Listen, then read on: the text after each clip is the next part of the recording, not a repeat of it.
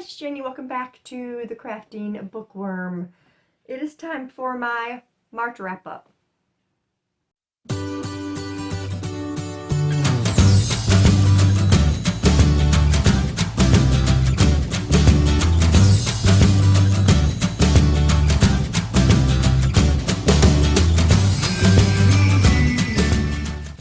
Okay, welcome back everyone. If you're new here, welcome. I appreciate you guys so much. So it is time for my March wrap-up. Two things. I read 4 books, and it was Ted Dekkathon. So, the first book that I read, though, was not part of the Ted Dekkathon.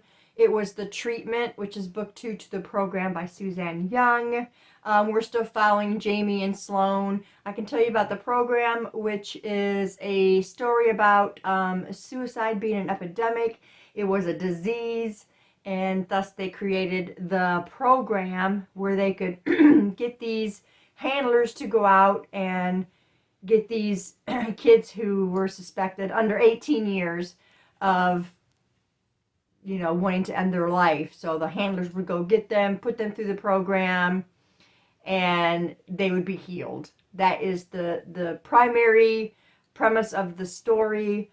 And I really, really enjoyed it. I have been wanting to watch or read this series for a long time and just never could find the books because I would always go to our used bookstore to find them until one day they were all there. And I was able to get all of them. Excuse me, you guys. And so I finally got the first 2 books of it read. So like I said, in The Treatment, we're following Jamie and Sloan.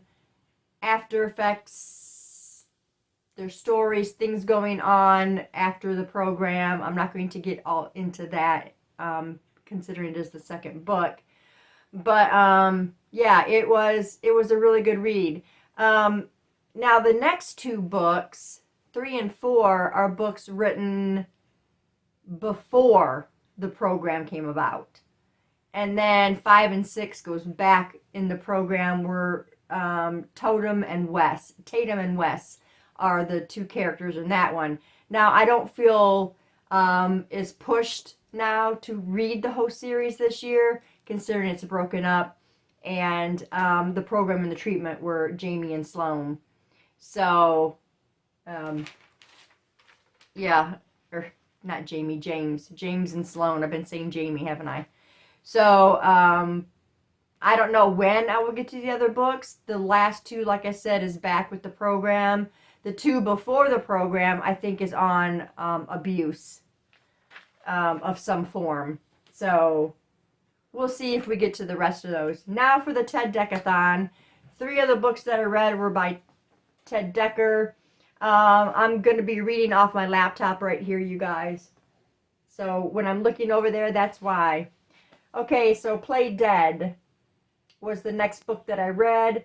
It says the discovery of 2 teenagers ritualistically murdered in a secluded Austin park outrages a nation already on the brink of tearing itself apart. The victims are the latest in an epidemic of deaths linked to a mysterious underground virtual game known as Play Dead. The forensic evidence soon points to Jamie Hamilton, a brilliant yet naive young man on autism spectrum. But Angie Channing, a world-renowned true crime writer, isn't so sure. Could such a seemingly innocent person be capable of clinical brutality? Why the rush to silence him? What secrets are hidden in the world of Play Dead that were worth killing for? What if Jamie is the key to something far more sinister? Angie quickly finds herself in a relentless game of cat and mouse that threatens far more than just her sanity or her life. How far will she go to uncover the shocking truth? Enter a psychological thriller ripped from tomorrow's headlines that will haunt you until the last page. Okay. So, if you guys have been watching me, you will know that Ted Dekker is a Christian fiction writer, and I love his stuff. Now, in this book, I feel like Ted is bringing more God into the story, and I also felt like the story was leaning towards the New Age stuff, and I don't really follow those things with the New Age, you know, wishing things into existence, and you know, it's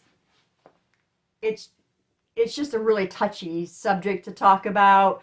I don't agree with that type of religion, the New Age religion. And I feel like Ted really was staying close to that in some parts of the story. The premise of the story with the VR and the gaming and all that stuff was great. I thought that had a lot of potential to the story, but it wasn't like Ted's normal writing. His normal writing is those adrenaline pumping psychological thrillers. And this one really wasn't all that much of a psychological thriller. There were the good bad elements, which I love, but I feel like he just kind of got mixed up in this New Age stuff. And then I felt like other parts of it were really written well. And I mean, the book is written well if, you know, you like that side of things. But because the premise was good, and it still flowed well, and I still liked the characters, he lost me along the wayside a little bit, I think. I ended up giving it 3 stars because of the premise and the characters of the story. So, sorry, Ted. The next book that I read was The Girl Behind the Red Rope, and I heard about this one from my sister. And this one says, 10 years ago, Grace saw something that would forever change the course of history. When evil in the purest form is unleashed on the world, she and others from their religious community are already hidden deep in the hills of Tennessee, abiding by every rule that will keep them safe, pure, and alive as long as they stay there behind the red perimeter. Her older brother's questions and the arrival of the first outsiders she's seen in a decade set in motion events that will question everything Grace has built her life on. Enemies rise on all sides, but who is the real enemy, and what will it cost her to uncover the truth? Okay, so now this one is along those cult lines, which I love good cult stories. I like the victory in the end, you know, and the people getting out. Again, I feel like it wasn't quite up to what I'm used to with Ted Dekker's writing. It was better. I felt that it was better than Play Dead. He stayed more along the lines of good and evil, but still bringing the God elements in, and I just don't think that that's his strongest writing. I know he's a Christian writer, but it's so hard to explain. I like the good versus evil more than when he's bringing God into it, and then it's a fiction, and that's the saving grace. It is a fiction, but sometimes things come to you and you don't believe those same things or what have you. It just kind of throws you a little bit. I do like cult settings, but the way things become clear sometimes to people was a little off. I don't know if that makes sense to anybody, but it like I said, it was better than Play Dead. I did love the characters. I did love the cult setting. Just some things just didn't line up for me is all. I feel like Ted just needs to, stick to a psychological thriller, because this, again, wasn't really that thrillerish for me. Still, it had a lot of promise, still had good characters, had a good plot line. Just, yeah. I don't know. Maybe I'm just expecting too much, and I'm used to what he normally writes. So that takes us to the final book that I read by Ted Dekker, and that was The Priest's Graveyard. This one is, 2 abandoned souls are on the hunt for one powerful man. Soon their paths will cross and lead to one twisted fate. Danny Hansen is a Bosnian immigrant who came to America with hopes of escaping haunted memories of a tragic war that took his mother's life. Now he's a priest who lives by the law of love and compassion. It is powerful men and hypocrites who abide by legal law, but eschew, I don't know how you say that, the law of love that most incense Danny. As an avenging angel, he believes it is his duty to show them the error of their ways at any costs.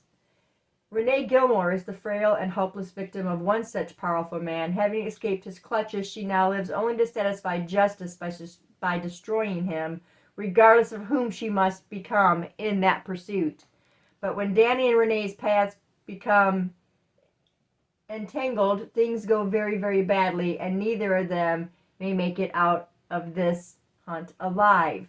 Judge not, or you too will be judged.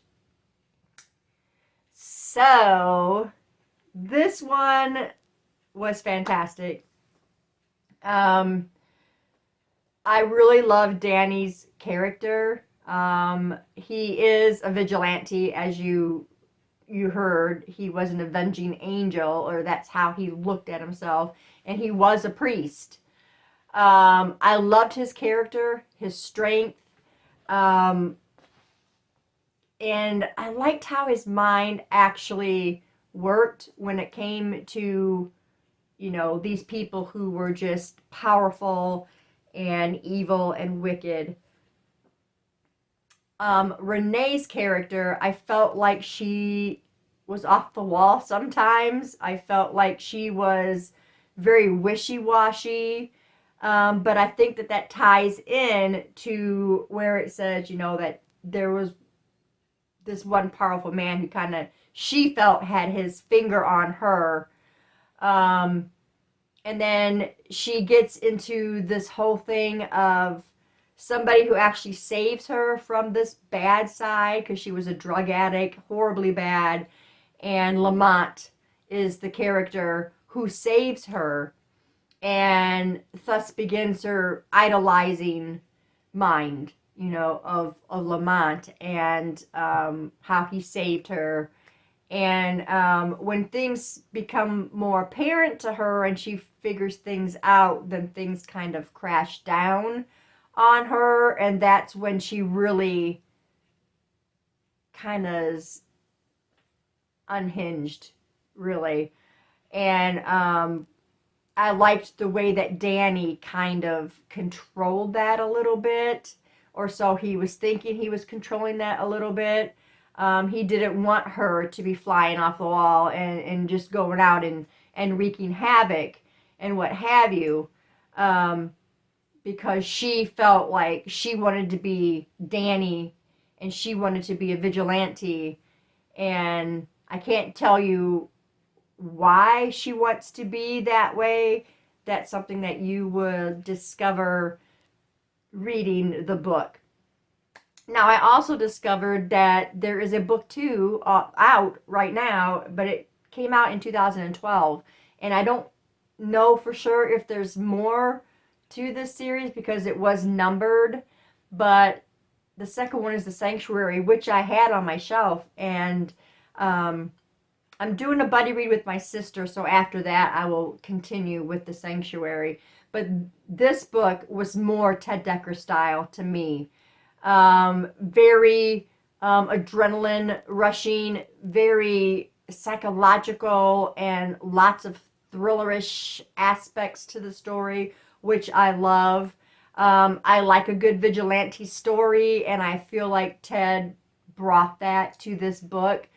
Lots of good versus evil, and he didn't try to throw in all the God elements, where I clash with Ted Dekker and his thoughts on that. So that was good. Not saying I don't like books that written about God and Jesus, because I do, but I feel like